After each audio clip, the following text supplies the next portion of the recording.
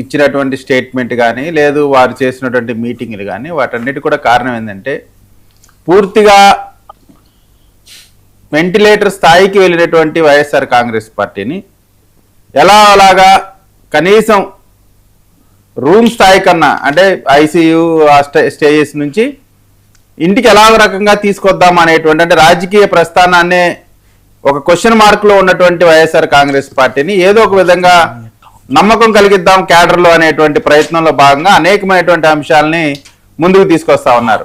అలానే వాళ్ళు ఆ క్యాడర్ని నిలబెట్టుకోవడం కోసం చేస్తున్నటువంటి ప్రయత్నాల్లో ఇచ్చినటువంటి మరొక ఏమంటారు స్కిట్ అంటారా లేకపోతే ఒక పెయిడ్ ప్రోగ్రామ్ అంటారా ఏదన్నా కానీ ఒక సర్వేని వాళ్ళు రిలీజ్ చేశారు. ఆ సర్వే ఎప్పుడు కూడా అంటే గత జనరల్గా సంవత్సరం ముందో 6 నెలల ముందో ఏదన్నా మూడ్ ఆఫ్ ది నేషన్ అనో మూడ్ ఆఫ్ ది పీపుల్ అనేది జరుగుతూ ఉంటుంది. కానీ 3 సంవత్సరాలు ఇంకా ఎన్నికలు ఉండగానే అప్పుడే ఏ విధమైనటువంటి రిజల్ట్ వస్తుంది ఎక్కడ ఏం జరిగిద్ది అనేటువంటి మాట ఎన్ని స్థానాలు ఎక్కడ టఫ్ ఫైట్ ఇవన్నీ కూడా కేవలం వైఎస్ఆర్ కాంగ్రెస్ పార్టీని వాళ్ళ క్యాడర్ని నిలబెట్టుకోవడం కోసం చేసినటువంటి ప్రయత్నాలే. ఆంధ్రప్రదేశ్లో జరుగుతున్నటువంటి కార్యక్రమాలు అంటే ఆంధ్రప్రదేశ్కి ఒక రాజధాని లేనటువంటి పరిస్థితి నుంచి ఈ రోజున శరవేగంగా రాజధాని అదేవిధంగా ఏదైతే సంక్షేమ అభివృద్ధి కార్యక్రమాలు ఉన్నాయో ఉద్యోగ కల్పన ఈ విధంగా పెట్టుబడులు అనేకమైనటువంటి వస్తూ ఉన్నాయి. రాబోయే తరాలకు కావాల్సినటువంటి రోడ్ మ్యాప్ని ఈ రోజున లోకేష్ గారి నాయకత్వంలో ముందుకు తీసుకెళ్తా ఉన్నారు. అదేవిధంగా చంద్రబాబు నాయుడు గారు పవన్ కళ్యాణ్ గారు చేయాల్సినటువంటి అన్ని కార్యక్రమాలు అటు కేంద్రంతో మాట్లాడటం కానీ కేంద్రాన్ని ఒప్పించి కార్యక్రమాలు చేపించడం ఇవన్నీ కూడా జరుగుతూ ఉన్నటువంటి ఈ పరిస్థితిలో రాబోయే రోజుల్లో ఎట్టి పరిస్థితిలో కూడా వైఎస్ఆర్ కాంగ్రెస్ పార్టీకి అవకాశం లేదు అనేటువంటి ఆలోచనతో ఏదో ఒక రకంగా జగన్మోహన్ రెడ్డి గారు ప్రతిపక్ష నాయకుడు హోదా కోసం ఏ విధంగా అయితే పోరాడుతున్నారో రాబోయే ఎన్నికల్లో ప్రతిపక్ష నాయకుడిగా గెలవడం కోసం మాత్రమే ఈ రోజున రాజకీయాలు చేస్తా ఉన్నారు. అంతకు మించి వేరే ఏదో ముఖ్యమంత్రి కోసం పోటీనో ఇంకో విషయం కూడా కాదు, క్లియర్ గా ఒప్పుకుంటున్నారు.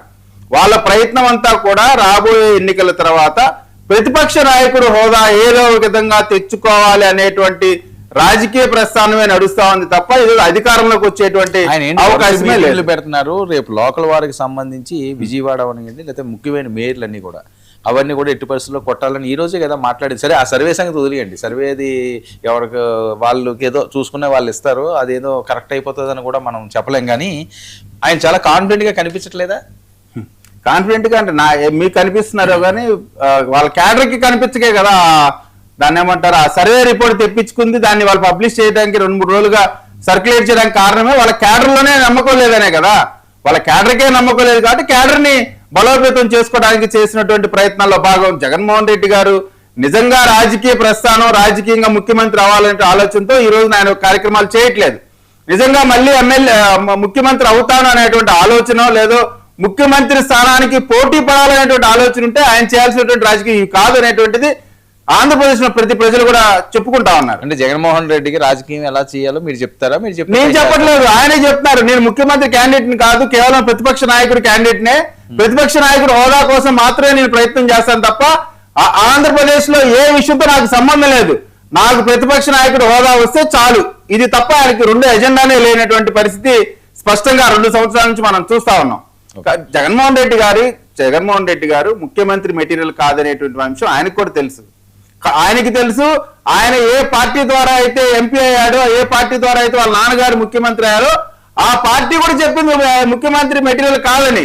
అయితే జరిగినటువంటి పరిణామాల్లో బాబాయ్ హత్య అనేకమైనటువంటి అంశాలు కూటమి విడిపోవడం ఇవన్నీ అనేక రకాలైనటువంటి అంశాలతో ఒక్కసారని దరిదాపుగా 14 సంవత్సరాల నుంచి ఇంటింటికి తిరుగుతా ఎవ్వరూ లేరు. అంటే తండ్రి పోయాడు, అలాగే చిన్నానని చంద్రబాబు నాయుడు గారే చంపించారని చెప్పి పేపర్లో పెద్ద కట్అవుట్ పోస్టర్ ఒకటి వేయించి అంటే ప్రజల్లో ఒక సింపతి గేమ్ అనేటువంటిది ఒకటి ప్రయత్నించి ఆ ఒక్కసారి అవకాశానికే ప్రతిపక్ష నాయకుడికి ఇచ్చే ముఖ్యమంత్రిగా ఇచ్చిన తర్వాత ప్రజలు 2 చూశారు.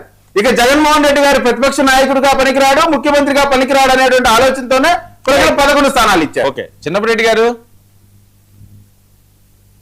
నమస్కారం సార్, ప్యానల్ సభ్యులకు అలాగే వీక్షకులందరూ కూడా నమస్కారం. వినిపిస్తుందండి? వినిపిస్తుంది సార్. మీ ఫ్రీజ్ అవుతున్నదండి మీ వీడియో. కృష్ణాంజనేయులు గారు. వర్మ గారు నమస్తే. నమస్తే అండి. నమస్కారం. ఏం జరుగుతున్నదండి ఏపీ రాజకీయాల్లోని? జగన్మోహన్ రెడ్డి గారు 29లో సీఎం అట, 120 సీట్లని 83 సీట్లని విపరీతంగా ప్రచారం జరుగుతున్నది. ఈ రోజు కూడా ఆయన మేయర్లు ఇవన్నీ కూడా మనం గట్టిగా పట్టాలి, 2019 మళ్ళీ రిపీట్ అవ్వాలి అని చెప్పి ఆయన దిశానిర్దేశం చేస్తున్నారు. ఏంటి ఇది? కాన్ఫిడెన్సా, ఓవర్ కాన్ఫిడెన్స్ రా? ఏం జరుగుతుంది? కూటమి మీద అంత వ్యతిరేకత ఏమైనా కనిపిస్తుందా? ఈ రోజున జగన్మోహన్ రెడ్డి వైఎస్ఆర్ కాంగ్రెస్ పార్టీ కార్యకర్తలతో స్థానిక సంస్థల ఎన్నికలకు సంబంధించిన సమాయత్తం చేయడం కోసం మీటింగ్ పెట్టారు. మరి వాళ్ళల్లో ఒక ధైర్యం నింపటం, వాళ్ళకి దిశానిర్దేశం చేయటం అనేటువంటి ఒక ప్రయత్నం అయితే ఆయన చేశాడు. వైఎస్ఆర్ కాంగ్రెస్ పార్టీ స్థానిక సంస్థల ఎన్నికల్లో బలంగా పోటీలో నిలబడాలి అనేటువంటిది జగన్మోహన్ రెడ్డి వాళ్ళ కార్యకర్తలకు చేసినటువంటి సూచన. ప్రధానంగా ఏంటి అని అంటే, ఎవరైతే ఎమ్మెల్యే ఎంపీ టికెట్లు కోరుకుంటారో 2029 ఎన్నికల్లో, వాళ్ళు ఎవరైతే నియోజకవర్గ ఇన్ఛార్జీలు ఉన్నారో వాళ్ళందరూ ఇప్పుడు స్థానిక సంస్థల ఎన్నికల్లో మీరు అభ్యర్థులను గిన గట్టిగా పోటీకి నిలబెట్టి గెలిపించుకోవటం కాదు, గెలిపించుకునేటువంటి అంశాల కన్నా కూడా మీరు గట్టి పోటీ ఇవ్వండి అనేటువంటి విషయాన్ని చాలా స్పష్టంగా జగన్మోహన్ రెడ్డి చెప్పారు. జగన్మోహన్ రెడ్డి ఉన్నదున్నట్లే మాట్లాడారు. ఎందుకు అనంటే, అధికార పక్షం ఎలాగూ దౌర్జన్యాలు చేస్తుంది, పోలీసులు వాళ్ళ వైపు ఉంటారు కాబట్టి దీన్ని ఎదుర్కోవాలి, అదే విధంగా ఏకగ్రీవాలు కాకుండా చూసుకోవాలి అనేటువంటి విషయాల్ని ఎక్కడైతే ఏకగ్రీవాలకు అంగీకరిస్తారో అంగీకరించినటువంటి నాయకత్వాన్ని భవిష్యత్తులో వైఎస్ఆర్ కాంగ్రెస్ పార్టీ వాళ్ళని భవిష్యత్తులో కొనసాగించబోదు అనేటువంటి ఒక హెచ్చరిక జారీ చేశాడు. ఆయన అధికారంలో ఉన్నప్పుడు, వైఎస్ఆర్ కాంగ్రెస్ పార్టీ అధికారంలో ఉన్నప్పుడు స్థానిక సంస్థలో ఎన్నికలు వచ్చినప్పుడు ఆయన దిశానిర్దేశం ఏం చేశాడు అని అంటే, ఆ రోజున ఏకగ్రీవాలు కావాలి, అత్యధికంగా అన్ని చోట్ల మెజారిటీ ఏకగ్రీవాలు కావాలి, ఇది మన బలంగా చూపించాలి, ప్రజలు మనకు మద్దతు ఇచ్చారు అనేటువంటి విషయాన్ని చెప్పాలి అనేటువంటి విషయాన్ని చెప్పారు. ఇప్పుడేమో ఏకగ్రీవాలు కావటానికి వీల్లేదు, ఏకగ్రీవాలు కాకుండా అడ్డుకునేటువంటి వాళ్లే వైఎస్ఆర్ కాంగ్రెస్ పార్టీ నాయకులు. మీరు ఏకగ్రీవాలు కాకుండా గట్టి పోటీ ఇవ్వండి. గెలవటం అనేటువంటి విషయము జగన్మోహన్ రెడ్డికి కూడా తెలుసు, అది అసాధ్యమైనటువంటి విషయమైన. కానీ ఉత్తిగానే మీరు వెంటనే ఈ పోటీ నుంచి విరమించుకొని వెనక్కి తగ్గేటువంటి ప్రయత్నం చేయకుండా గట్టి పోటీ ఇవ్వండి. మీరు ఏకగ్రీవాలకు గిన పాల్పడితే, ఏకగ్రీవాలు జరిగేదానికి అంగీకరిస్తే మిమ్మల్ని భవిష్యత్తులో నాయకులుగా వైఎస్ఆర్ కాంగ్రెస్ పార్టీ గుర్తించదు అని చెప్పాడు. ఇంకొకటి ఏం చెప్పాడు వాళ్ళకి, 60-70 రోజులు మీరు అంటే ఎన్నికలు అయ్యే వరకు మీరు ఎవరైతే స్థానిక సంస్థల ఎన్నికలకు నాయకత్వం ఇస్తారో ఆ ప్రాంతంలోనే ఉండండి అని చెప్తున్నాడు. వాళ్ళకే ఏమేం చెప్పారు మీరు ఇప్పుడు ఆల్రెడీ మీడియాలో చాలా చూశారు కాబట్టి నేను అవన్నీ మళ్ళీ తిరిగి నేను చెప్పనులే. కానీ ఎందుకోసం అని అంటే, జగన్మోహన్ రెడ్డి దిశానిర్దేశం అంతా ఏంటి అని అంటే, మీరు సోషల్ మీడియాను వాడుకోండి, ఒకవేళ మీ మీద కేసులు వస్తే మన లాయర్లు ఉంటారు, పోలీసులను కూడా ఎదుర్కొనేటువంటి ప్రయత్నం చేయండి, పోలీసులు ఒకవేళ మిమ్మల్ని ఏదన్నా ఇది చేస్తే మనం అధికారంలోకి వచ్చిన తర్వాత పోలీసు అంతు కూడా తేలుద్దాం అనేటువంటి విధంగా వాళ్ళకి ధైర్యం చెప్పేటువంటి ప్రయత్నం జగన్మోహన్ రెడ్డి చేశారు. ఇక్కడ నేను జగన్మోహన్ రెడ్డిని అడిగేటువంటి అంశం ఏంటంటే, ఏ నాయకుడైనా అంతే చెప్తాడు, వాళ్ళ నాయకులు మీరందరూ గట్టిగా నిలబడండి అని చెప్తాడు.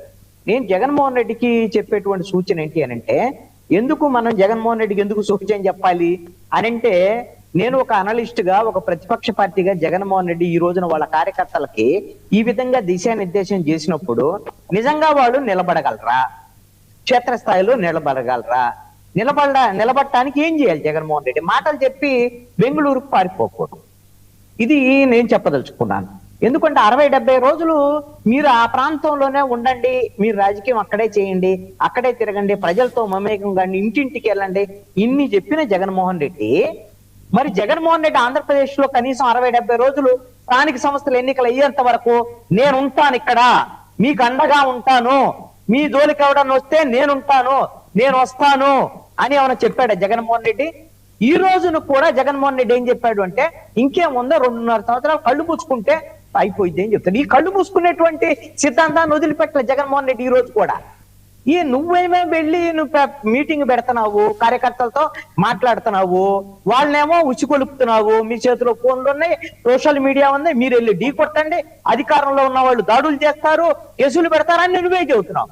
నువ్వు దాడులు చేస్తే, కేసులు పెడితే ఈయనొచ్చి ఓదారుస్తాడు, లేకపోతే జైలు యాత్ర చేస్తాడు, కేసులు పెడితే మీకు లాయర్లు ఉన్నారు అని చెప్తాడు. అరే జైలుకు పోయి వాళ్ళ కుటుంబాలు వీధుల పాలైతే నేను నీకు లాయర్ని పెడతాను ఇవన్నీ చెప్పి జగన్మోహన్ రెడ్డి సీరియస్నెస్ ఏంది?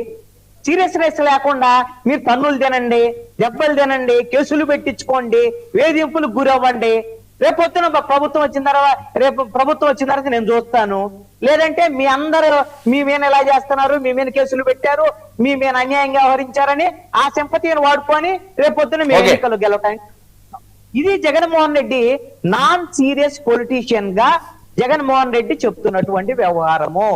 కార్యకర్తల విషయంలో మీరు గమనించండి, వైఎస్ఆర్ కాంగ్రెస్ పార్టీ 2024లో ఓడిపోవటానికి జనం ఎంత కారణమో 50% కారణం అయితే వైఎస్ఆర్ కాంగ్రెస్ పార్టీ కార్యకర్తలు క్షేత్రస్థాయి నాయకులు 50% కారణం అండి. కారణం ఎందుకంటే వైఎస్ఆర్ కాంగ్రెస్ పార్టీని ముందు క్షేత్రస్థాయి నాయకులు కార్యకర్తలు వైసీపీని విసర్జించారు. ఎందుకు? మేము 2012 నుంచి 2019 వరకు పనిచేస్తే జగన్మోహన్ రెడ్డి ముఖ్యమంత్రి అయిన తర్వాత కనీసంగా కార్యకర్తల గురించి పట్టించుకోలేదు, క్షేత్రస్థాయి నాయకుల గురించి పట్టించుకోలేదు. ఏ కాడికి వాలంటీర్లు నేను డబ్బులు ఇస్తున్నాను, బటన్ నొక్కుతున్నాను, జనానికి డబ్బులు వెళ్తున్నాయి, ఈడెవరు కార్యకర్తలు, వైసీపీ కార్యకర్తలు వీళ్ళతో నాకు పని ఏంది, వైసీపీ నాయకులు వీళ్ళతో నాకు పని ఉంది ఇంకా అనే ధీమాలో గర్వంతో వ్యవహరించాడు కాబట్టి జగన్మోహన్ రెడ్డి. అందుకని వైఎస్ఆర్ కాంగ్రెస్ పార్టీ కార్యకర్తలు 2019 తర్వాత జరిగినటువంటి స్థానిక సంస్థల ఎన్నికల్లో 75% 78% వైఎస్ఆర్ కాంగ్రెస్ పార్టీ వాళ్ళే గెలిచింది. మరి వాళ్ళందరూ పనిచేస్తే 2024లో మరి ఈయన అనుకున్నది 175 వస్తాయనంటే నిజంగా వాళ్ళు పనిచేస్తే నిజంగా జనం అంగీకరిస్తే వచ్చేయేమో. జనం తిరస్కరించారు, వైఎస్ఆర్ కాంగ్రెస్ పార్టీ నాయకులు కూడా వ్యతిరేకించినటువంటి పరిస్థితి ఉంది. ఇప్పుడు ఆ వైఎస్ఆర్ కాంగ్రెస్ పార్టీ నాయకులు వ్యతిరేకించబట్టే నువ్వు ఓడిపోయావు. మరి నిన్ను మళ్ళీ అంగీకరించాలి అంటే నువ్వు ఇచ్చే భరోసా ఏముంది వైఎస్ఆర్ కాంగ్రెస్ పార్టీ నాయకులు? రేపొద్దున ముఖ్యమంత్రి అయితే మీకు నేను అండగా ఉంటాను అనేటువంటి విషయాల్లో ఏంటిది? కేసులు పెట్టిస్తే మీకు లాయర్లను పెడతాను, కేసులు పెట్టి దాడులు చేస్తే నేను వచ్చి ఓదారుస్తాను, ఇవి అని చెప్పాల్సింది జగన్మోహన్ రెడ్డి. మీ కార్యకర్తలకు అండగా ఉంటాం అనేటువంటిది మాటలతో కాకుండా చేతల ద్వారాగా జగన్మోహన్ రెడ్డి ఇప్పటికైనా సరే 2.5 ఏళ్ళు అయింది ప్రభుత్వం. ఇప్పుడు సంబంధించినట్టు మీరే చెప్తున్నారు కదా ప్రభుత్వం ఫెయిల్ అయింది అది ఇదని. నువ్వు ఫెయిల్ అయితే నువ్వు ప్రజల తరఫున ఒక ప్రజా ఉద్యమాన్ని నిర్మించేటువంటి ప్రయత్నము జగన్మోహన్ రెడ్డి ఎక్కడ చేస్తున్నాడు? వచ్చి జగన్మోహన్ రెడ్డి వస్తే ర్యాలీ చేస్తాడు, జగన్మోహన్ రెడ్డి వస్తే మీటింగ్ పెడతాడు, ఆ తర్వాత ఇంకేమో. ఇంకా వైఎస్ఆర్ కాంగ్రెస్ పార్టీ అంటే జగన్మోహన్ రెడ్డి, జగన్మోహన్ రెడ్డి అంటే వైఎస్ఆర్ కాంగ్రెస్ పార్టీ. ఇంకా కార్యకర్తలు వ్యవహారము, క్షేత్రస్థాయికి సంబంధించినటువంటి నాయకులు ప్రజల్లోకి వెళ్ళేటువంటి ప్రయత్నము, జగన్మోహన్ రెడ్డి ప్రజల్లోకి వెళ్ళేటువంటి ప్రయత్నం ఎక్కడుంది అని నేను అడుగుతున్నాను. ఇది వైఎస్ఆర్ కాంగ్రెస్ పార్టీ వాళ్ళు బయటికి చెప్పకపోయినా వాళ్ళలో ఉన్నటువంటి ఆవేదన ఇదే. ఏం చెప్తున్నాడు వాళ్ళకి? నేను ఒక సంవత్సరం ముందు వస్తాను, పాదయాత్ర చేస్తాను, పాదయాత్ర చేస్తే చాలు ఇంకా మనం అధికారంలోకి వచ్చేస్తాం. ఇవన్నీ ఎవడని నమ్మేది? వైఎస్ఆర్ కాంగ్రెస్ పార్టీ కార్యకర్తలు నమ్మేటువంటి పరిస్థితులు లేదు. నేను ఒక్క మాట చెప్పి నేను ముగిస్తానండి చిన్నప్పరెడ్డి గారికి. ఏంటి అనంటే తెలుగుదేశము జనసేన ఏదైతే 2019లో ఓడిపోయిన తర్వాత 2024 లోపు అంటే 3-4 సంవత్సరాల పాటు ప్రజల మధ్యకి రావాలంటే భయపడేటువంటి పరిస్థితులు ఆ రోజున ప్రతిపక్షంగా ఉన్నటువంటి తెలుగుదేశం దగ్గర, జనసేన దగ్గర ఉన్నాయి. జనసేన అక్కడక్కడ బయటకు వచ్చినా తెలుగుదేశం వాళ్ళు రాలా, పారిపోయారు. కానీ వైఎస్ఆర్ కాంగ్రెస్ పార్టీ కార్యకర్తలు ఈ 2024లో ఓడిపోయిన తర్వాత కూడా జగన్మోహన్ రెడ్డి మీద నమ్మకం లేకపోయినా కనీసంగా క్షేత్రస్థాయి నాయకులు వైఎస్ఆర్ కాంగ్రెస్ పార్టీ వాళ్ళు నిలబడుతున్నారు. వాళ్ళకి న్యాయంగా సరైనటువంటి భరోసా ఇచ్చేటువంటి ప్రయత్నం జగన్మోహన్ రెడ్డి వైపు నుంచే జరగటం లేదు అనేటువంటిది నా యొక్క అభిప్రాయం. కృష్ణాంజలి గారు, ఈ సర్వే ఏంటి?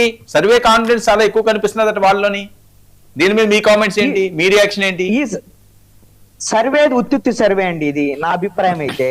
ఎందుకు అనంటే ఈ సర్వేలు ఎప్పుడు కూడా మూడ్ ఆఫ్ ద ఏపీ అయినా లేదా ఇంకోటి ఏ పాలిటిక్స్ అయినా సరే, ఏ ప్రభుత్వం ఉంటే ఆ ప్రభుత్వం వైపు నుంచి ప్రజలకు రావాల్సినటువంటి వాటిని 4.5 సంవత్సరాల పాటు ఈ ప్రభుత్వం యొక్క పనితీరుని పరీక్షిస్తారు.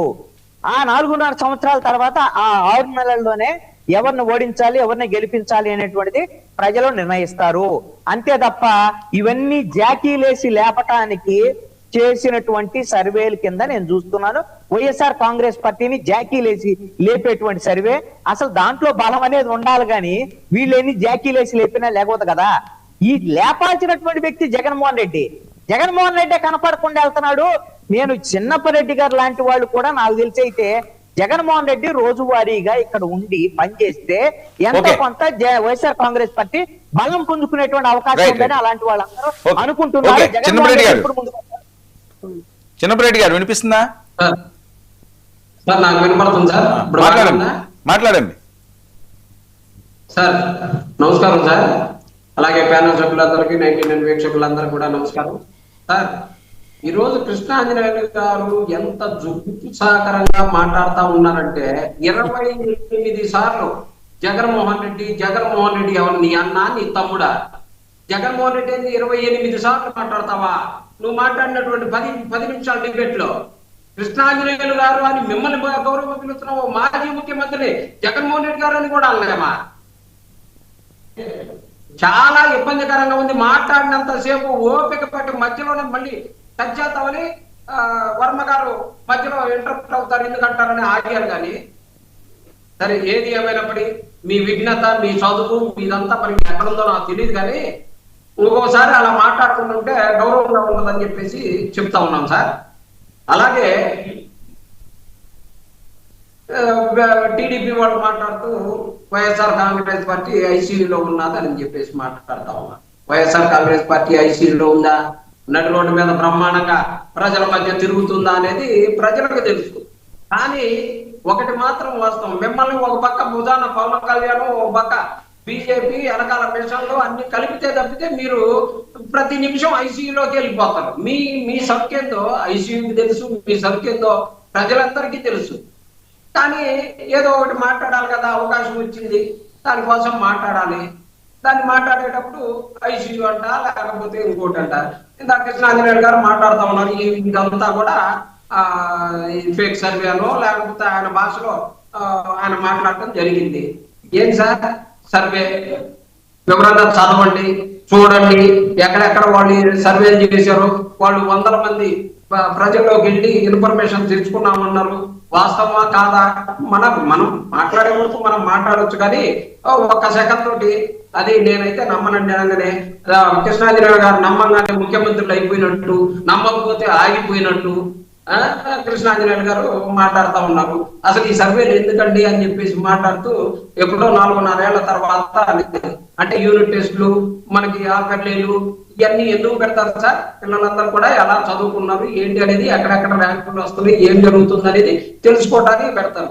ఆ మాత్రం కూడా సర్వే 1-2.5 సంవత్సరాల తర్వాత ఒక సర్వే వస్తే ఆ సర్వేను కూడా మంచి స్వాగతించారు. వాట్ ఎవర్ ఇట్, ప్రభుత్వానికి చెప్పండి, అయ్యా మీ పరిస్థితి ఇలా ఉందంట, ఈ సర్వే వచ్చింది, బాగు చేసుకునే అవకాశం ఉంది, బాగు చేసుకోమని చెప్పేసి చెప్పాలా? లేకపోతే ఇదంతా వేస్ట్, ఇదంతా ఫేక్ అని చెప్పేసి మాట్లాడతారా? ఏమో ఇవాళ కృష్ణాంజనేయులు గారు మాత్రం బాగా ఇంకా మళ్ళీ నేను మాట్లాడితే ఎల్లో చేయడను, ఎవరు మాట్లాడాలి ఇవన్నీ మాట్లాడి కృష్ణాంజనేయులు గారిని మాట్లాడటం అయితే నాకు ఇష్టం లేదు. అలాగే ఇందాక జోగి రమేష్ గారి కుటుంబానికి సంబంధించినటువంటి మాట్లాడతాం ఇది అయిపోయిందా? ఈ ఎపిసోడ్ అయిపోతే అది కూడా మాట్లాడదాం. కృష్ణవేణి గారు నమస్తే అండి. ఏం జరుగుతుంది? ఏవో సర్వేలట, జగన్మోహన్ రెడ్డి గారు 29లో సీఎం చేయడానికి ప్రజలందరూ కూడా చాలా ఉత్సాహంగా ఉన్నారట. మీరేమో దాన్ని పట్టించుకోకుండా ఏమీ లేదు, ఏమీ ఉండదు అని మీరు మాట్లాడుతున్నారు. మీలో ఏవో లోకలు ఉన్నాయట. నిజమా ఇవన్నీ? గ్రౌండ్ లెవెల్లో ఏం జరుగుతుందండి? సార్ వర్మ గారు, మీకు అలాగే 99 వీక్షకులకి మరియు ప్యానెల్ లో ఉన్నటువంటి ఇతర సభ్యులందరికీ కూడా నమస్కారం సార్. నమస్తే సార్. మాకు లుకలకులు ఏంటి సార్? మాకు జనసేన, టీడీపీ, బీజేపీ కలిపి కూటమిలో గెలిచాము. అది కూడా మా జనసేనకి 100% స్ట్రైక్ రేట్ వచ్చింది. ఇంకా విషయం ఏంటంటే కూటమిలో లుకలుకలు ఉన్నాయని చూపించడం వైసీపీకి రాజకీయ అవసరం సార్, అంతే. కానీ ఇక్కడ మనం చూసుకుంటే 100% ఏ పార్టీలోని కూడా స్థానిక నాయకత్వంలో బలాబలాలు చూసుకుంటారు కాబట్టి ఏక అభిప్రాయం అనేది ఉండదు. కానీ మా కుటుంబంలోకి వచ్చేసరికి అది సమన్వయం చేసేటువంటి నాయకత్వం పుష్కలంగా ఉంది 3 పార్టీల్లోని కూడా. దానివల్ల మాకు ఇబ్బంది లేదు సార్. వైసీపీ వాళ్ళే జాగ్రత్తగా చూసుకోవాలి. ఎందుకంటే వాళ్ళ ఆడాళ్ళు మగాళ్ళు కూడా జుట్లు కొట్టుకునేటువంటి పరిస్థితి ఉంటుంది కొన్ని నియోజకవర్గాల్లో, కానీ కొన్ని గ్రామ స్థాయిలో కూడా వాళ్ళు పోటీ చేసేటువంటి విధానంలో. అంటే వాళ్ళకి ఒక క్రమశిక్షణ కానీ, ఒక నాయకుడు నాయకుడు రప్పరప్ప అంటాడు, వీళ్ళు కూడా కింద రప్పరప్ప బ్యాచ్ లాగా ఉంటారు. కాబట్టి వీళ్ళంతా కూడా ఒక రకంగా వీళ్ళ గొడవలు లేకుండా చూసుకుంటే చాలు సార్. మా కుటుంబం మధ్య అయితే మాత్రం సఖ్యతగానే ఉంది. దాన్ని ఏమైనా సమన్వయం చేయాలంటే 3 పార్టీల అధ్యక్షులు కూడా కూర్చొని నిర్ణయం తీసుకుని మాకు ఎలా వెళ్ళాలి, సమన్వయంతో ఎలా ముందుకెళ్ళాలి ప్రజల్లోకి అన్నది కూడా ఒక దిశానిర్దేశం చేస్తూ ఉన్నారు. ఆ విధంగానే మేము కూటమిలో స్థానిక ఎలక్షన్ లో మాత్రం చాలా బలంగా పోటీ చేయడం కోసం మాత్రం మేము పనిచేస్తూ వెళ్తున్నాం సార్. మా గ్రౌండ్ వర్క్ మేము చేసుకుంటున్నాం. జగన్మోహన్ రెడ్డి గారు వాళ్ళ క్యాడర్కి దిశానిర్దేశం చేస్తూ ఉన్నారు. ఊకదంపుడు ఉపన్యాసాలు, భగవద్గీత, ఖురాను అని చెప్తూ ఉన్నారు సార్. బైబిల్ అని చెప్తూ ఉన్నారు. మేనిఫెస్టో అంటే అలాగ అమలు చేయాలి అన్నట్టుగా. కానీ ఇదే జగన్మోహన్ రెడ్డి గారికి మేనిఫెస్టో అనేది భగవద్గీత, ఖురాన్ తో పోల్చినటువంటి జగన్మోహన్ రెడ్డి గారికి రాష్ట్రాన్ని అధోగతి పాలు చేసి 5 సంవత్సరాలు రాక్షస పాలన పరిపాలించడం అనేది అదేమన్నా బ్రహ్మ అగ్నిలాగా భావించారా ఏంటి అన్నది కూడా, అది కూడా ఒకసారి ఆయన ఆత్మ పరిశీలన చేసుకుని మాట్లాడుంటే బాగుండేది సార్. కాకపోతే క్యాడర్ చెదిరిపోతారు కాబట్టి కింద స్థాయిలో దిగువ స్థాయిలో కూడా ఆల్రెడీ వైసీపీ నాయకులు చాలా మంది ఇతర పార్టీల్లో కూడా టచ్ లో ఉంటారు. కాబట్టి క్యాడర్ ని కాపాడుకోవడానికి, అలాగే కార్యకర్తల్లో నూతన ఉత్సాహాన్ని నింపడానికి ఏ పార్టీ నాయకుడైనా చేసేటువంటి ప్రక్రియ. కాబట్టి జగన్మోహన్ రెడ్డి గారు ఇవాళ చెప్పుకునేటువంటి వాళ్ళ క్యాడర్ కూడా చాలా దిశానిర్దేశాలు చేస్తూ ఉన్నారంటే ఎక్కడికక్కడ మనం 45 ఏళ్ళకే పెన్షన్లు ఇచ్చేసాము, చాలా సామాజిక వర్గాలకి మనం ఇంత అమౌంట్లు ఇచ్చేసాము, ఇలా చెప్తూ ఉన్నారు సార్. అదే వ్యక్తులు ఎంతెంత మంది పెన్షన్లు పీకేశారు. అదే జగన్మోహన్ రెడ్డి గారు 46,000 మంది మహిళలకి, ఇదే 45 సంవత్సరాలు నిండినటువంటి మహిళలందరికీ కూడా ఏ రకంగా ఫస్ట్ సంవత్సరం సెకండ్ సంవత్సరం 46,000 మందిని ఎందుకు తొలగించారు, ఇలాంటి చాలా విషయాలు. సర్వే పరిస్థితి ఏంటి? కాదండి, సర్వే పరిస్థితి ఏంటి? సర్వే పరిస్థితి ఏముంది సార్? జగన్మోహన్ రెడ్డి గారు చేయించిన సర్వేలా, లేకపోతే ఆయనకి రానటువంటి సర్వేలా? ఆ రోజు కూడా చూస్తాం, వై నాట్ 175 కి 175 అని చెప్పి ఆ రోజు ఆత్మసాక్షి సర్వే దగ్గర నుంచి ఆరామస్థాన్ సర్వే వరకు కూడా క్లీన్ స్లిప్ చేసేబోతుంది వైసీపీ అనేది ఒక 11 సంవత్సరాలు అనుకుంటా సార్. ఇవే రిపోర్ట్లు ఇచ్చిన తర్వాత మొన్న ఎన్నికల ఫలితాల్లో ఏమైంది సార్? 11కు పడిపోయింది. అంటే ఇలాంటి సర్వేల్ని జనసేన అయితే మాత్రం అస్సలు నమ్మదు. ప్రజల్లో మనం ఏం పని చేశాము, ఏం అభివృద్ధి చేశాము, అభివృద్ధి సంక్షేమం 2 కళ్ళుగా ఎలా పని చేస్తున్నాము, ఇంకా ప్రజా సమస్యలు అంటే దశాబ్దాల కాలంగా మిగిలిపోయినటువంటి సమస్యలు ఏవైతే ఉన్నాయో వాటన్నిటికీ కూడా పరిష్కారం చేసేటువంటి దిశగా ఏపీ డిప్యూటీ సీఎం గారు, అలాగే రూరల్ డెవలప్మెంట్ మినిస్టర్ గా కావచ్చు, అలాగే అటవీ శాఖ మినిస్టర్ గా కావచ్చు, ఈయన చేస్తున్నటువంటి ప్రతి ఒక్క కార్యక్రమాన్ని మనం చూడొచ్చు సార్. దశాబ్దాలుగా ఉండిపోయిన మీ కాకినాడ పరిస్థితి ఎలా ఉంది లోకల్ ఎన్నికలకు సంబంధించి? ఏంటి మెజారిటీ మీరే ఈస్ట్ వెస్ట్ తీసుకుంటున్నారట, నిజమా సార్? అది మా అధినేత పవన్ కళ్యాణ్ గారు జనరల్ గా మున్సిపాలిటీలు ఇవన్నీ కూడా అత్యధికంగా మీరే తీసుకుంటున్నారట, నిజమా అంటున్నాను అనుకోవడం సార్. నిజమే, అదే సార్, మా అధినేత పవన్ కళ్యాణ్ గారు ప్రకటించే వరకు కూడా మేము సొంత అభిప్రాయాలను ప్రకటించేటువంటి అవకాశం మాకుండదు, ఉండదు కూడా. ఏంటంటే మాకు ఈస్ట్ వెస్ట్ మాకు పుష్కలంగా అన్ని వాటిలో పోటీ చేసేటువంటి అవకాశాలే కాకుండా రాష్ట్ర వ్యాప్తంగా కూడా అడవుల్లో కూడా జనసేన పార్టీకి పోయి చాలా బలంగా నిలబడి ఉంది సార్. ఈ రోజు ఎక్కడి నుంచి పోటీ చేసినా జనసేనకి డోకా లేదు. సంస్థాగతంగా బలోపేతమై ఉన్నటువంటి జనసేన పార్టీ ఓన్లీ ఈస్ట్ వెస్టే కదా సార్, రాష్ట్ర వ్యాప్తంగా కూడా జనసేన పార్టీకి సరైనటువంటి బలం ఉంది. అలాగే బలమైనటువంటి స్థానాలను కూడా ఈ లోకల్ బాడీలో సాధించుకోబోతున్నాం సార్. ఓకే, చిన్నప్పరెడ్డి గారు ఇప్పుడు చెప్పండి, ఏంటి జోగి రమేష్ గారు? సార్, ఒక దురదృష్ట సంఘటన, మంచి యూత్ కొత్తగా పెళ్ళయింది, మంచి యూత్ ఏంటండి అని చెప్పేసి ప్రతి వాళ్ళం కూడా కోరుకునేటటువంటి సాంప్రదాయం ఉన్నటువంటి భారతదేశంలో ఉన్నాం. అనుకోని పరిస్థితుల వల్ల ఆ కుటుంబంలో జరిగినటువంటి సంఘటనగా భావించి దాన్ని పరిష్కరించుకుంటే మంచిగా ఉండేది.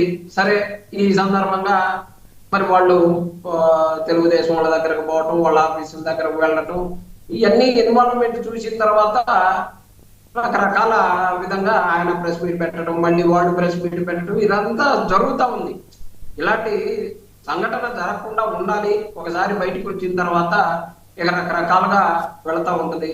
ఏది ఏమైనా వారందరూ కూడా కలిసి ఉండాలని, మీరు చెప్పినట్టుగానే ఆ కుటుంబాలు కలిసి ఉండాలని చెప్పేసి మనందరూ కూడా గట్టిగా ప్రయత్నం చేద్దాం. మాకు తెలిసిన వరకు మేము చెప్తాం, మీకు తెలిసిన వరకు మంచి చెప్తాం. అయితేనేమో అయింది, లేదంటే వాళ్ళకు ఉండేటటువంటి లీగల్ ప్రొసీజర్స్ వాళ్ళకు ఉంటాయి కాబట్టి దాని ప్రకారం వాళ్ళు చూసుకుంటారు. ఏదన్నా పార్టీలకు సంబంధం లేకుండా కుటుంబాలుగా వాళ్ళు మాట్లాడుకుంటే బాగుంటది అనేది మా ఉద్దేశం. అందులో తెలుగుదేశం కూటమి ఏడుపెట్టి ఏదో ఆయన గతంలో అన్నాడని చెప్పేసి దానికి ప్రతిగా ఆయన్ని ప్రత్యర్థిగా చూసి అలా కాకుండా కాదండి, కాదు నాకు అర్థం కాదు ఏంటంటే, కాదు ప్రయత్నం చేద్దాం అంటున్నారు ఏంటి? ఎవరు ప్రయత్నం చేస్తారు ఇక్కడ? మీరు కదా చేసుకోవాల్సింది. ఆయన వాళ్ళ ఇంట్లో గొడవలు ఆయన ప్రయత్నం చేసుకోవాలి కాబట్టి మీరు నేనేం ప్రయత్నం చేస్తాం? మనం కదా సార్, మీరు ఇప్పుడు చెప్పినటువంటి మాటలు ఆయన కుటుంబాన్ని నిలబెట్టుకునే ఓ మంచి ప్రయత్నం చేయొచ్చు. అది కూడా ఓ మంచి చెప్పినట్టే కదా సార్. అంతేగాని మీరు ఏం చేస్తారు, నేనేం చెబుతారు అనేది కాదు. ఎవరు చెప్పిందైనా సరే మన ప్రయత్నం మనం మంచి చెప్తాం. ఇలా ఎందుకు జరుగుతుంది అని చెప్పేసి వారు సర్దుకొని ఉండగలిగితేనేమో ఉంటారు, లేదంటే చట్ట ప్రకారం ఎవరి దారి వాళ్ళు చూసుకొని చట్టం ఎలా అయితే అలా నడుచుకుంటారు. విజయ్ రెస్పాండ్. ఒక పక్క పాపం ఆమె నాకు స్వేచ్ఛ కల్పించండి, నన్ను ఈ బాధల నుంచి బయటపడేయండి, ఆ పడేసేటువంటి ప్రతి అంశం కూడా. ఎందుకంటే జోగి రమేష్ గారు నా కూతురు కాదు, నా కూతురు లాంటిది కాదు, నా కూతురు అని చెప్పాడు.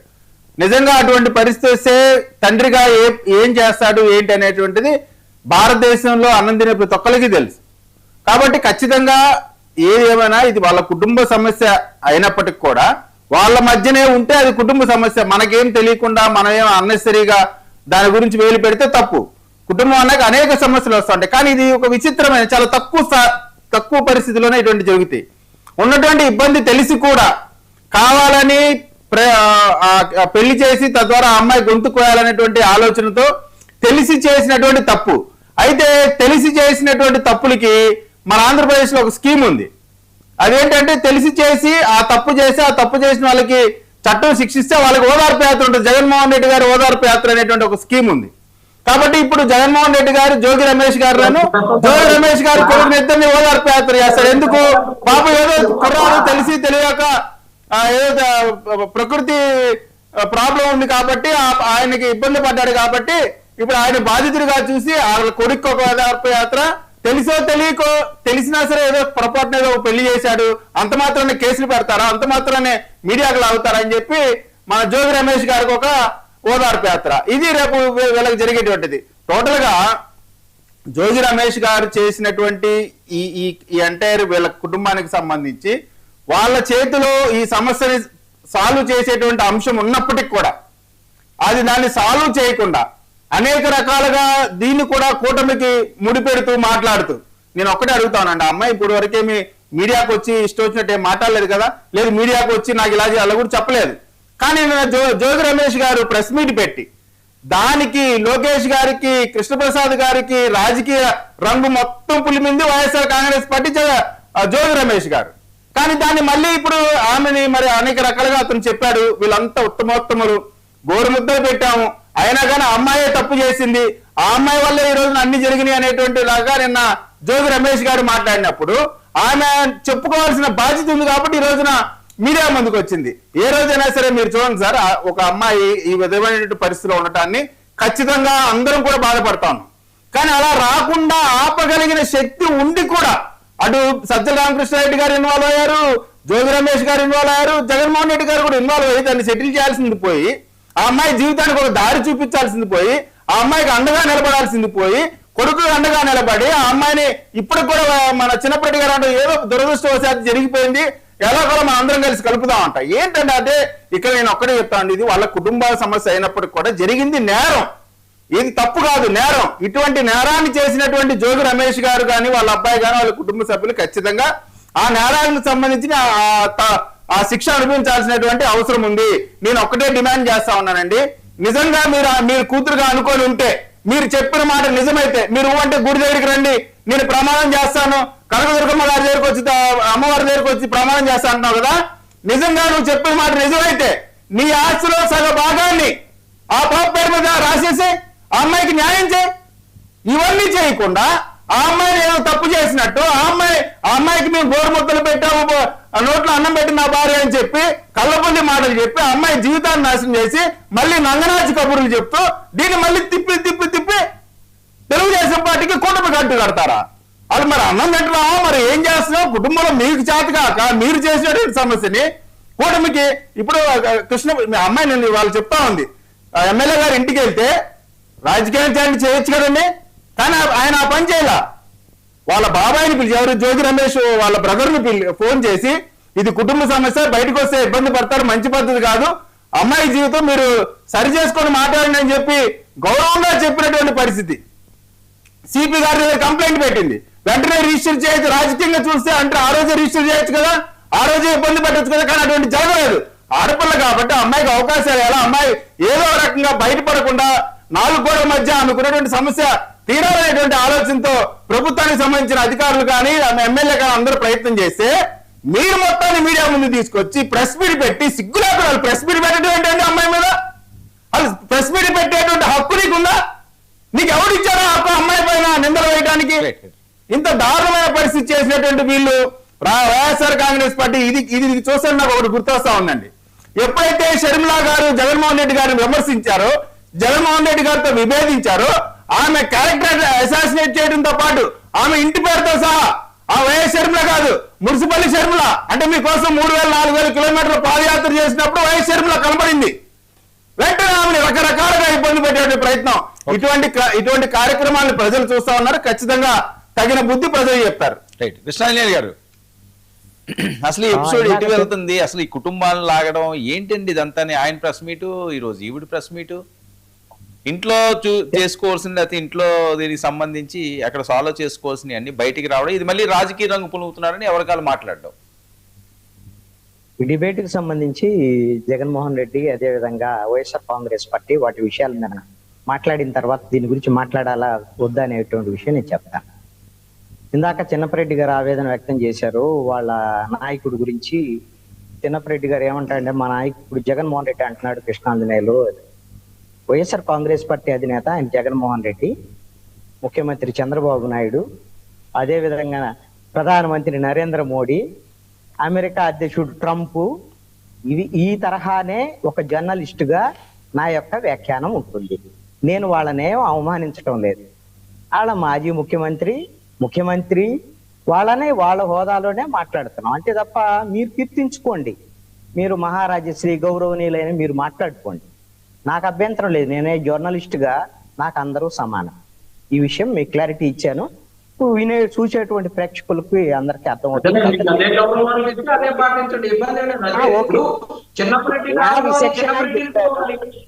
ఏమండి చిన్నపరెడ్డి గారు నా విచక్షణ అని చెప్పారు. నేను యాజ్ ఏ జర్నలిస్ట్ నేను ఏ హోదాలో ఉన్న వాళ్ళనైనా పేరుతోనే పిలుస్తాను. ఇలాగనే జర్నలిస్ట్ గా నేను రాసేది. లేదా మీ సాక్షి పేపర్లో, మీ సాక్షి టీవీలో మీరు ఒకసారి ఇంటికి వెళ్ళిన తర్వాత చూసుకోండి, మీకు తెలియదేమో.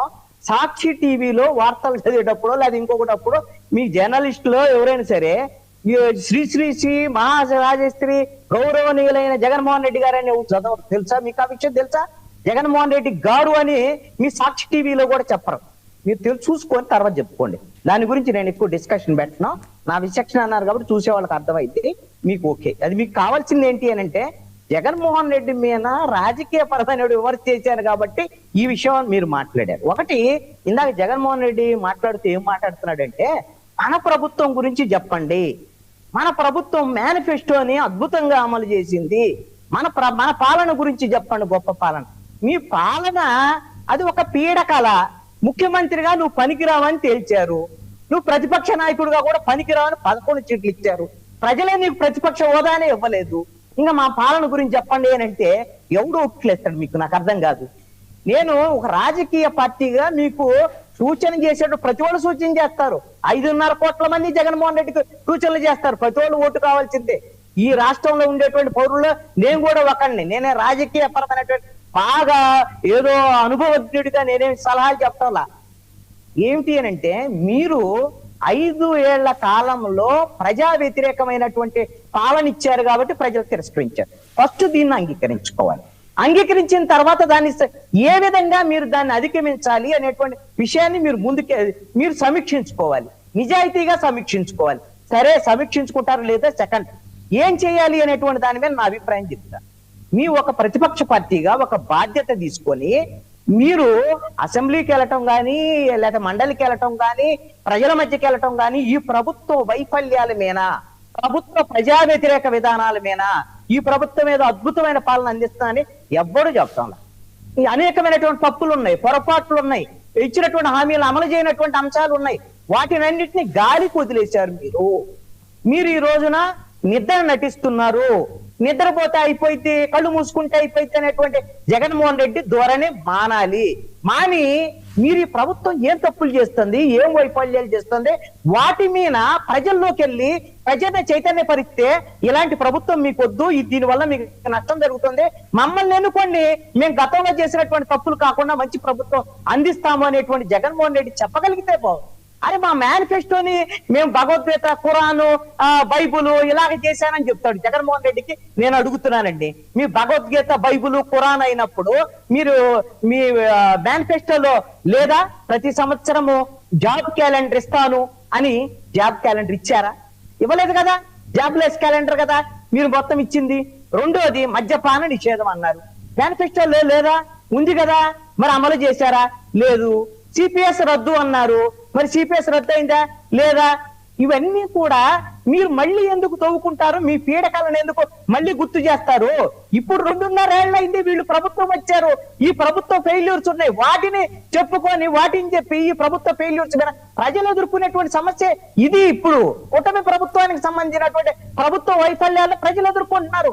అరే, ఇంకా మాకు పెన్షన్లు ఒకరికి కాదు ఇద్దరికి ఇస్తామన్నారు, ఇంతవరకు కొత్త పెన్షన్లు ఇవ్వలేదు, లేకపోతే నిరుద్యోగ భృతి ఇస్తామన్నారు, ఇవ్వలేదు, మహిళలకి నెలకు 1500 ఇస్తామన్నారు, ఇవ్వలేదు. ఇవన్నీ కూడా ఎప్పుడు ఇస్తారయ్యా? ఏంటి? వీటిని అడగాల్సింది పోయి మళ్ళీ మీరు మీ నెత్తిని నిప్పులు పోసుకుంటున్నారు. మా ప్రభుత్వం మీ ప్రభుత్వాన్ని కదా తిరస్కరించి మీకు 11 సీట్లు ఇచ్చింది, మళ్ళీ గుర్తు చేస్తే మళ్ళీ ఇక్కడ 11 సీట్లు కూడా పోవా? ఇది నేను జగన్మోహన్ రెడ్డికి చెప్పదలుచుకున్నటువంటి అంశం. ఇక జోగి రమేష్ కు సంబంధించినటువంటి అంశంలో నేను ఒక్కటే చెప్పదలుచుకున్నాను, ఎవరైనా రాజకీయ పార్టీలకు సంబంధించినటువంటి వాళ్ళు ఏదైనా మాట్లాడుకోనండి. జోగి రమేష్ ఎవరినన్నా తిట్టాడని కోపుకుంటే ఇప్పుడు అవకాశం దొరికిందని వాళ్ళు తిట్టుకోవచ్చు, నాకు అభ్యంతరం లేనటువంటి అంశం. జోగి రమేష్ కుటుంబంలో జరిగినటువంటి అంశాలు చర్చించాల్సినటువంటి అంశాలు కాదు అనేటువంటిది నా యొక్క అభిప్రాయం. వాళ్ళ కుటుంబానికి సంబంధించినటువంటి అంశం. ఆయన రాజకీయ కాదండి, మనం చర్చించొద్దు కృష్ణాంజలి గారు. నేను స్టార్టింగ్ లో కూడా అదే చెప్పాను, ఇది ఎవరికి లేదు, ఎవరింట్లో కూడా కాదండి. ఒక గంట చెప్పారు మీరు, జోగి రమేష్ వాళ్ళ కుటుంబం వాళ్ళ 1 గంట సేపు మీడియా అంతా కూడా మాకేం పని బాట లేకుండా చేస్తున్నాం, వాళ్ళు ప్రెస్ మీట్ పెట్టారు. కాదు, నేను అనేది ఇప్పుడు ప్రెస్ మీట్ పెట్టారు కాబట్టి వస్తున్నారు కదా, ఈ ప్రెస్ మీట్లు ఏంటి అంటున్నాను. అసలు లేదా పెట్టక ముందు మీడియా మాట్లాడలేదా? మీడియా ఏం చేసింది? నాకు వద్దండి, నేను వీటి జోలికెళ్ళి జోగి రమేష్ వాళ్ళది ఇంట్లో ఏం మాట్లాడారు, వాళ్ళ వ్యవహారం వద్దంటున్నాను. మీడియా వాళ్ళకి ఎవరికైనా ఉంటే మీ ఇష్టం వచ్చింది, మిమ్మల్ని తిడతారా పడతారా మీ ఇష్టం. మీరు జోగి రమేష్ అంటారు, జోగి రమేష్ మిమ్మల్ని అంటారా, మీరు తెలుసుకోండి. జోగి రమేష్ అంశం అనేటువంటిది వాళ్ళ కుటుంబానికి సంబంధించినటువంటి అంశం, దాని మీద మాట్లాడాల్సినటువంటి అంశం ఒక్క నిమిషం కూడా నాకు లేదు. ఓకే కృష్ణవేణి గారు, ఏంటండి ఒక మహిళగా జోగి రమేష్ గారి అంశం అన్నది వాళ్ళు ప్రెస్ మీట్లు పెట్టుకున్నారు కాబట్టి అది డిస్కషన్ వచ్చింది.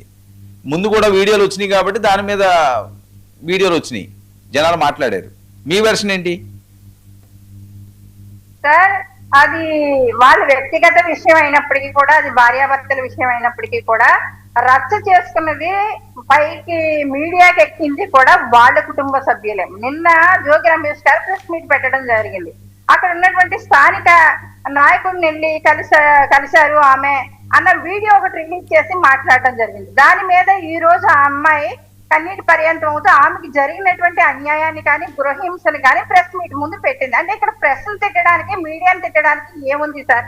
ఎందుకంటే వీళ్ళు ఇంట్లో వీడియోలు రిలీజ్ చేసుకోలేదు, ఇంట్లో మాట్లాడుకున్నటువంటి మాటలు ఇక్కడ మీడియా టెలికాస్ట్ చేయలేదు. కానీ చేసినటువంటి వీళ్ళే ప్రెస్ మీట్లు పెడతారు, దాని మీద మిగతా వాళ్ళు మాట్లాడకూడదు అంటే అది ఎలాగా సమంజసం అవుతుంది? నిన్న జోగి రమేష్ గారు పెట్టినటువంటి ప్రెస్ మీట్ లో కూడా చూడొచ్చు. అంటే ఒక ఆడపిల్లకి అన్యాయం జరిగిందంటే సజ్జలా గారిని కలిశారట.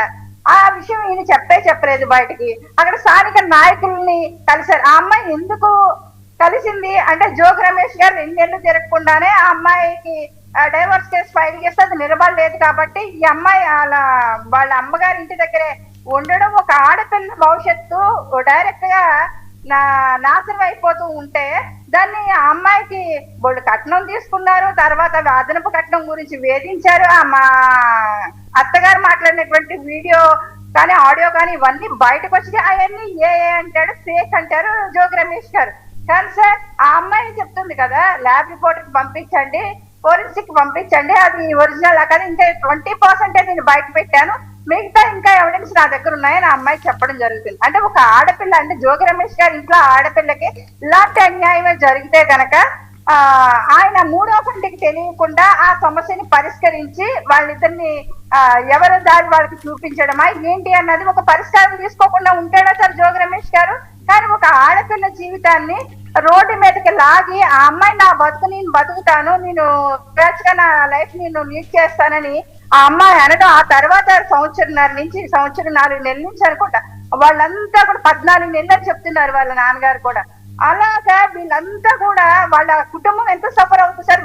1 month జోగి రమేష్ గారి కుటుంబం మీడియాకి ఇవన్నీ ఎక్కి విషయం అల్లరైతేనే వీళ్ళు ఇంత సఫర్ అవుతున్నారు కదా. ఒక ఆడబిడ్డకి పెళ్లి చేసుకున్న తర్వాత ఇంట్లో సఖ్యతగా లేరు వాళ్ళు అన్నప్పుడు వాళ్ళ ఇంట్లో ఎంత సఫర్ అయి ఉంటారు. అలాంటప్పుడు ఒక ఆడపిల్ల నిన్న చెప్పుకోవడానికి కూడా చాలా ఇబ్బందిగా ఫీల్ అవుతూ ఉందా అమ్మాయి అన్న పెద్ద వయసు ఉన్న అమ్మాయి, చిన్న ఏజ్ ఉన్న అమ్మాయి, అలాంటి అమ్మాయిని వీళ్ళ రాజకీయ లబ్ధి గురించి అంటే ఫ్రీ పబ్లిసిటీ వస్తుంది కదా అని జోగి రమేష్ గారు ఉపయోగించుకుంటున్నారేమో సార్. నాకు కూడా అదే అనిపిస్తుంది. మీడియా కూడా ఫ్రీగా టెలికాస్ట్ చేస్తుంది కాబట్టి, కొడుకు పరువు ఎలాగా బజార్ని పడింది కాబట్టి ఫ్రీ పబ్లిసిటీ వస్తుంది మీడియాలోనని జోగి రమేష్ గారు అందుకే నిన్న మళ్ళీ ప్రెస్ మీట్ పెట్టినట్టుగా అనిపిస్తుంది తప్ప ఆ సమస్యకి ఒక పరిష్కారం ఇచ్చి ఆ ఆడపిల్ల నా లైఫ్ నేను చూసుకొని వెళ్ళిపోతాను అన్నప్పుడు, ఇంతమంది పెద్ద మనిషిని కలిసినప్పుడు కూడా ఒక ఆడపిల్లకి న్యాయం జరగలేనప్పుడు ఆ అమ్మాయి ప్రెస్ ఆశ్రయించింది. అది తప్పేమీ కాదే. జోగి రమేష్ లాంటి వ్యక్తులు కూడా చిన్న వ్యక్తులు కదా, అమ్మాయిని ఒక రకంగా గృహహింస పెట్టారు, ఒక రకంగా ఎంత టార్చర్ పెట్టారన్నది ఆ అమ్మాయే చెప్తుంది. ఆ అమ్మాయి మీద ఆల్రెడీ చంపడానికి ప్రయత్నించారని చెప్తుంది. ఇవన్నీ కూడా ఎవిడెన్స్ లేకుండా పెట్టినటువంటి ఆరోపణలు కూడా కదా, మొన్నటి వరకు ఆరోపణలు అనుకున్నాం. వాళ్ళు భార్యాభర్తల మధ్య సఖ్యత ఉన్నదా లేదా అన్నది వాళ్ళ సెకండరీ సార్, వాళ్ళ పర్సనల్. దాని గురించి ఎవరు మాట్లాడరు, ఎవరు జడ్జిమెంట్ ఇవ్వరు. కానీ వీళ్ళే చేసుకొస్తారు, వీళ్ళే మాట్లాడతారు, వీళ్ళే